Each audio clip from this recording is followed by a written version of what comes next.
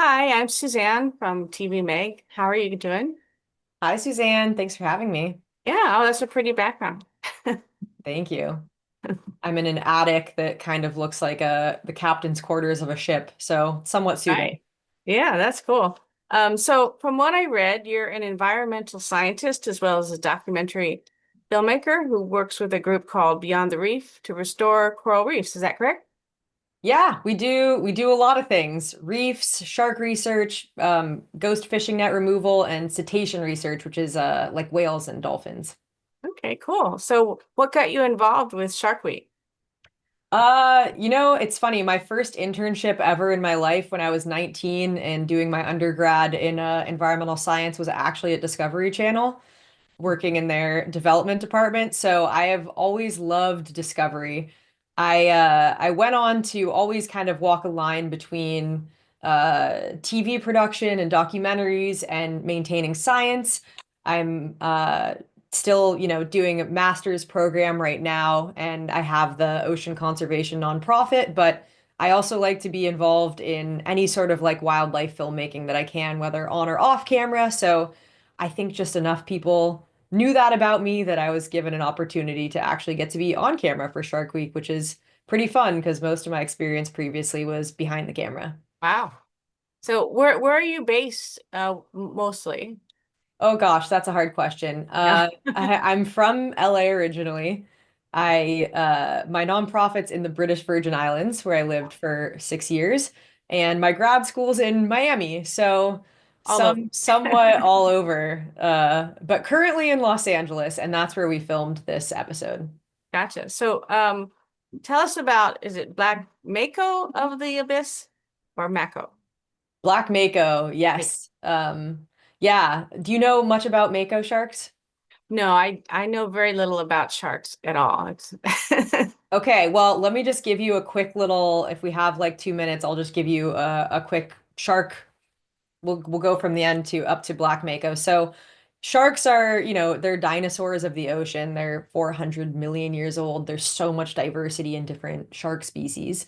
In the waters of California, where we filmed this episode, it's ruled by Makos and great whites. So specifically short fin Mako sharks.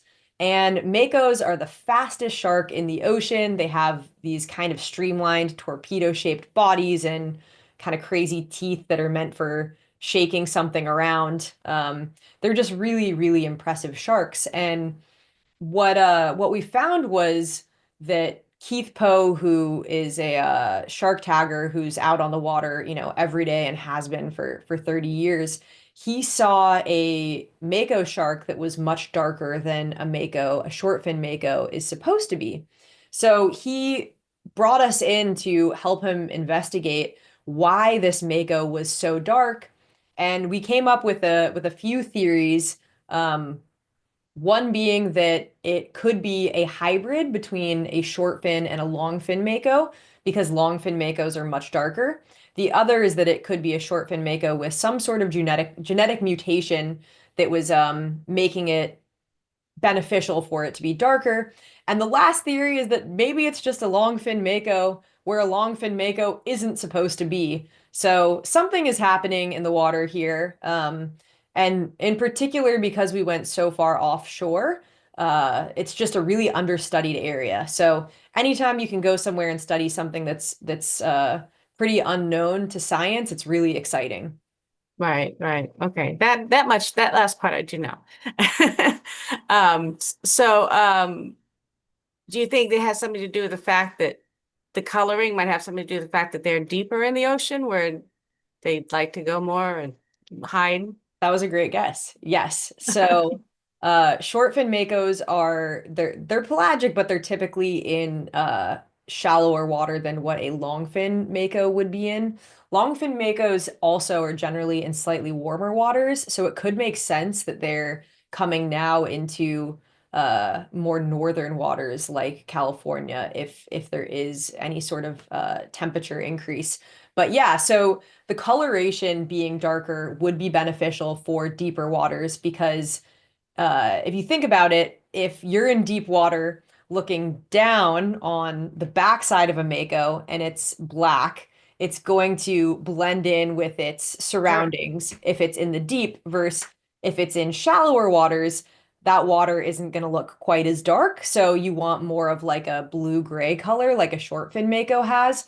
And similarly, both species have a white underbelly because if you're looking up, you want it to blend And in with the the water sky. above it and the sunlight. So yeah, it all makes sense as an adaptation to Right. get darker if it goes into darker water. Could this be because of climate change?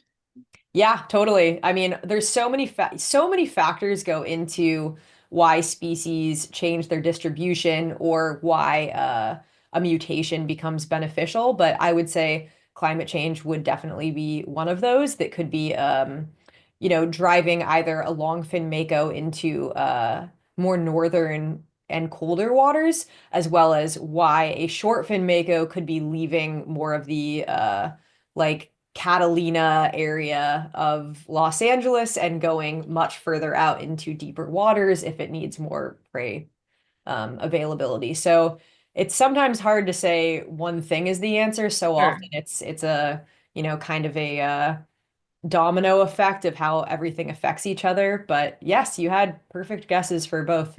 Well, good. Yay, me.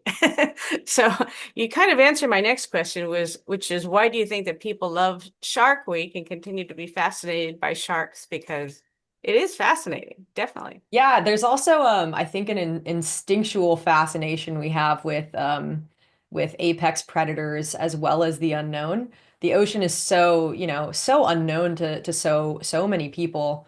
Unfortunately, actually, I think, something I'm passionate about is trying to make sure that everyone has access to the ocean and can see the beauty of it and get to connect with it. Right. Versus just seeing it as kind of a scary place that you could drown or get attacked by a shark.